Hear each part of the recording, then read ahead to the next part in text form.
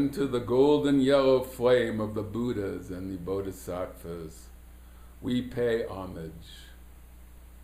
May that light, bright and gold, intensify in your crown in this hour, that you might participate in the tremendous revolution of consciousness that the masters of wisdom bring to earth.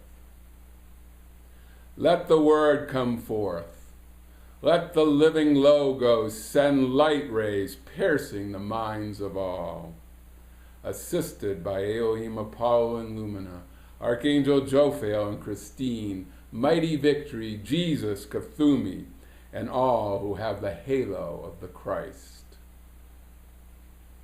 Thus, let the concentrated energy of the second ray stimulate the brains of all who abide on earth. Beloved Solar Logoi, anoint the crown chakra for the purpose of intensifying the action of the mind of God to become congruent with the mind of man within us. There is only one mind, and that mind into which you dip for self-knowledge, God knowledge for science, invention, and the building of the whole renaissance of man and woman. Cthulhu's mantra, which we just sang, is a very important one to give for the light of the crown. I am light, glowing light, radiating light. God consumes my darkness, transmuting it into light. This affirmation of light is worded according to Cthulhu's own personal formula and has helped many to establish the yellow fire of the crown. And then add to it the blazing violet flame which burns underneath it in the physical skull and the entire head, which will consume all past creations and miscreations that would stand in the way of the expansion, the explosion of the yellow fire. Today, it is a great honor to welcome into our midst the cosmic beings known as the Solar Logoi. They are in our midst because we call them forth. This, in itself, is a great dispensation. The Solar Logoi are the mystical seven, the great planetary Logoi, who are the life centers in the Logos himself. Our beloved Guru Mahan, a lecture on the Solar Logoi delivered on December 30th, 98, told us the Solar Logoi maintain the tone and the sound of the Logos, or word, that sustains the creation. Now think about that. We're talking about the beings that actually sustain our matter universe, and they do that by the sound of the word. We're all part of the vastness of these Solar Logoi, and they are all a part of us. It is amazing to contemplate our connection to these great beings. I see the Solar Logoi connected by filigree threads of light pulsating to hearts of devotees throughout the world. We look to the Solar Logoi as great cosmic teachers at the summit of hierarchy, whom our dispensations originate from. A dispensation, as you know, is a grant of energy that can be used to fulfill our mission and serve others on this planet who need this energy. The dispensations we receive start with the Solar Logoi and move through to the Great Cosmic Council, to the 24 elders, to the Lords of Karma, and then to an individual master who delivers them to his disciples. The presence of the Solar Logoi makes us feel that we can rise to those levels of God consciousness and know them ourselves. The dispensations of the Solar Logoi are for the advancement of the peoples of earth.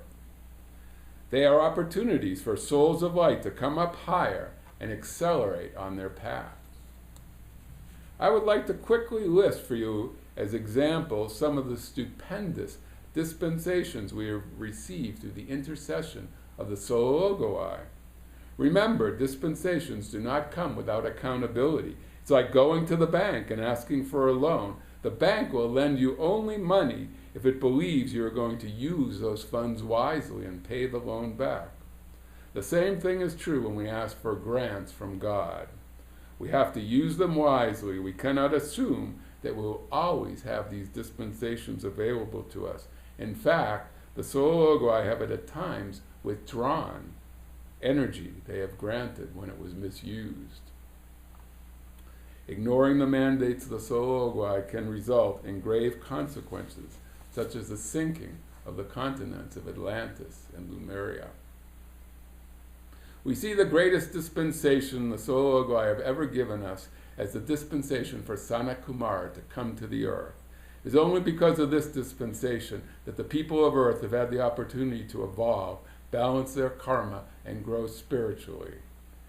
In the more recent years of our cosmic history, Saint Germain petitioned the soul Logoi to release the violet flame to the people of the world. As you know, this is a crucial dispensation for our transition into the Aquarian age. The soul Logoi also granted us the dispensation of decrees, the gift of the science of the spoken word. How many of us think about that? That the very science of the spoken word that we depend on every day is a dispensation. It's a gift from God. Yet God just doesn't give it to us. We have to earn it. Another major dispensation came early in this century when the Ascended Masters realized that many souls were being set back at the point of balancing 51% of their karma. Seeing this dilemma, Saint Germain and other masters appealed to God and received the dispensation through the soul Logoi that if we need to take our ascension after balancing only 51% of our karma, we can. We then finish balancing the remaining 49% from the ascended state. Today's study is centered around a dispensation released at the Shasta Conference. On July 6, 1975, the Elohim Apollo announced that the soul Logoi had come to implant a rod of yellow diamond light, a rod of illumination from the great central sun for the stepping up of the mind of humanity. The rod was given so that light bearers might have an electrode of cosmic Christ energy, enabling them to increase divine awareness and ultimately attain the restoration of the mind of God. Remember that mind that was in Christ Jesus. Well, this rod will restore that mind of the Logos to us. And by their free will, light bearers may use this rod to enter a new era and a golden age. Now let's meditate on that. This one dispensation can assist us in bringing in the golden age. This was an increment of light that is delivered only once in 10,000 years for the elevation of consciousness and the centering of that consciousness in the crown. It was not given to the fallen ones, and it was not given to mechanization man. It was only given to the light bearers. This rod was released through the 7 holy Kumaras as an increment of light to raise the fires of awareness in the light bearers. The holy Kumaras are 7 great beings who hold the focus of the 7 Elohim on the planet Venus. Hindu tradition describes the Kumaras as 7, sometimes 4, mind-born sons of Brahma who forever retain their youthful purity and innocence and are called the eternal youths or princes. Sanat Kumara is said to be the most prominent of the Kumaras. The dispensation of the rod was announced in a dictation from the Elohim of the second ray, Apollo. Along with his divine counterpart, Lumina, they are the guardians of the cosmic Christ consciousness. They assist those who desire to know, through the mind of God, the second person of the Trinity. Apollo's flame is a golden yellow enveloped in a sheath of blue lightning. The blue flame acts as a protective force field of energy surrounding the light of the Christ mind. This blue flame cuts through the density of human error and misqualification, clearing the way for luminous golden flame that manifests the perfection of the 7 aspects of the Christ mind.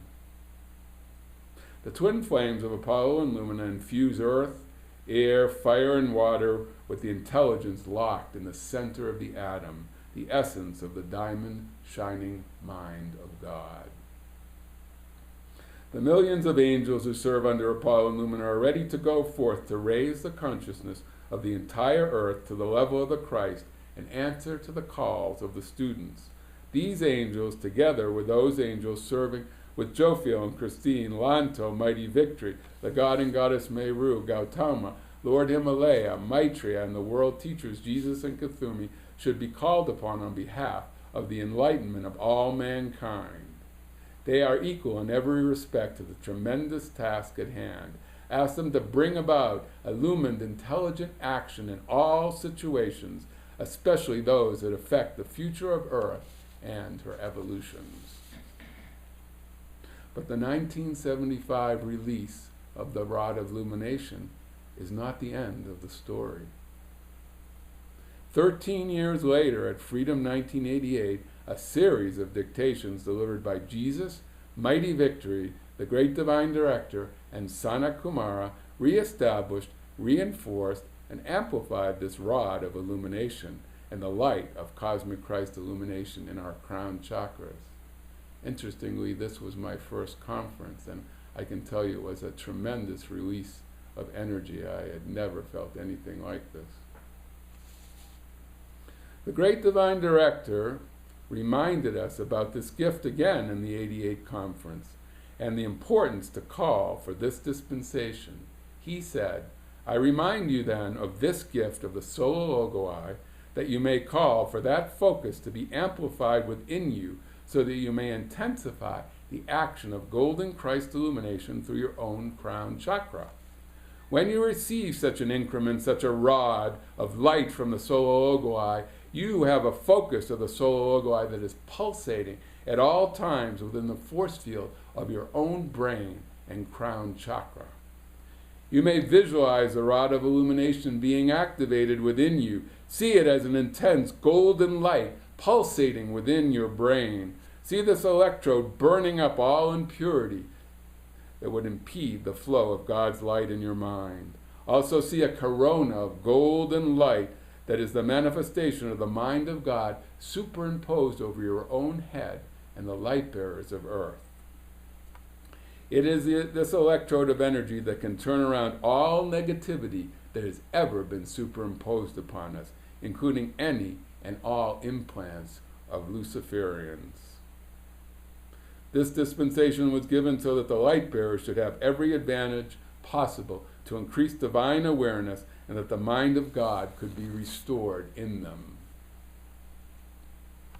At Freedom 1988, Mighty Victory told us that the reestablishment of illumination's power was a moment we had long awaited, and that we should prize this as a unique moment in our fiery destiny. He told us that we began to anticipate that this hour should come. It was in a moment when we realized that wisdom had gone out of us, that light of illumined action was no longer in our domain. But it was too late. We had already followed those compromisers of the second ray. Victory chastened us, saying, so great a loss for so great a time ought to make you contemplate, beloved, and determine in all discipline registering upon your life that you will indeed make your own application for the sealing of the crown chakra, that it may never more again, by the grace of God, ever tie into the fallen ones by even the slightest expression by you of any criticism, condemnation, or judgment of any part of life, and especially not any part of the Great White Brotherhood. So I am Victory, and I am come to see to it that you are not left in the ignorance and the twilight zone of a world that is neither here nor there. I come with a single purpose in mind, to see to it that in the permanent seed atom of your being there is a nucleus of the rod of illumination's flame, that it shall develop that it shall be connected to the electronic and electromagnetic field of our aura, and that you shall endure as an integrity in the divine whole of God, even through the sun of the yellow sphere of your own causal body of light. Out of the sun of victory I have come, and there is no other sun but victory, for every sun is a God victory. Also, our beloved Jesus delivered a message about the crown chakra at Freedom 88. He said, "There is a way and a science of God mastery. It is yours. It is yours, beloved. It is yours in this hour. For the prize of this high calling is all diligence in the second ray, and the second ray application of decrees should be your pursuit, but never to the neglect of the first or the seventh ray." So he's saying that we should be pursuing yellow decrees, yellow dispensations, but not neglecting the blue flame and the violet flame. The lines of force meet in the thousand-petaled lotus of the crown chakra. Let the wisdom school appear. Immediately it is the desire of Kuan Yin to see dissolved in you the dullard consciousness, the ignorance, the grossness, and the crassness. All of this comes for the non-developed crown chakra. The density of a planet then is based solely upon those, the destiny of a planet then is based solely upon those who, having developed the heart, open the crown, and therefore may hold the intelligence of the mind of God and the direction from the great divine director. As important as the moment at Shasta when, through Elohim of the second ray, Apollo, the implanting of the yellow diamond rod was accomplished, so it is another important moment in this hour of their return, the solo Logoi for the piercing of the crown and the single drop of blood, that you might also experience the remission of sin by the shedding of blood. Now, what Jesus is referring to here is not physical blood.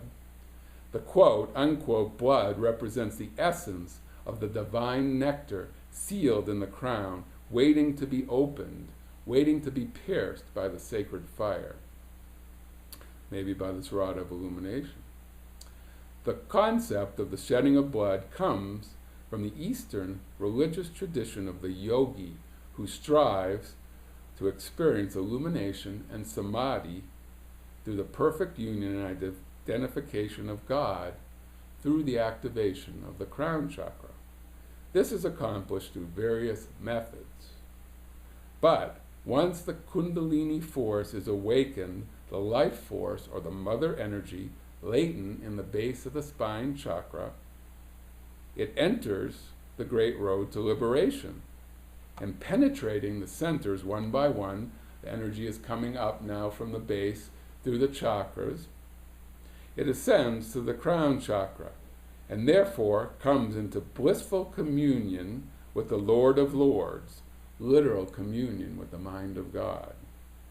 And once the crown chakra has been penetrated by this rising sacred fire, it again descends down through the same passage back to the base chakra. Nectar is said to flow from this communion. And when you experience the remission of sin by the shedding of this blood, this nectar-like essence, this elixir of enlightenment, flows and overflows from this piercing of the crown chakra down into all the lower chakras, maybe into your environment, maybe out into the world. The nectar flows, and this is a nectar of golden yellow flame. Sanakumara came at the end of Freedom 1988 conference to seal the light of this dispensation. His sealing drew up the light released into the crystal chalice of the Elohim for this dispensation to remain highly potent for our future use.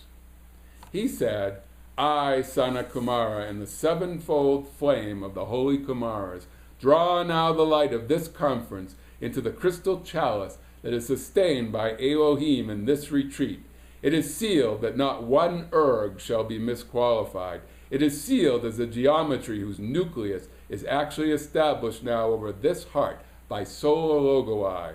And this geometric mathematical nucleus does provide the grid that can hold the most complex releases of light and energy that have gone forth in these days. Sanakumara is drawing up the light of this rod of illumination into the crystal chalice of the Elohim in the heart of the inner retreat. We have also worked with the Elohim in our service today. In order of hierarchy, the Elohim and cosmic beings carry the greatest concentration, the highest vibration of light that we can comprehend in our state of evolution. The intonation of the sacred sound Elohim releases the tremendous power of their God self-awareness step down to our blessed use through the cosmic Christ. And this crystal chalice of the Elohim is another very important dispensation that Sanakumara is referring to. It is a funnel of crystal light, and through this funnel the Elohim gain entry to the earth without impediment and step down their light to our level. So when you decree, you can call for the reinforcement of this chalice of Elohim. You can ask to be the recipient of the energies of Elohim pouring through that chalice. This is what the earth needs now, that we have this tremendous empowerment of Elohim for the transformation of this planet and ourselves.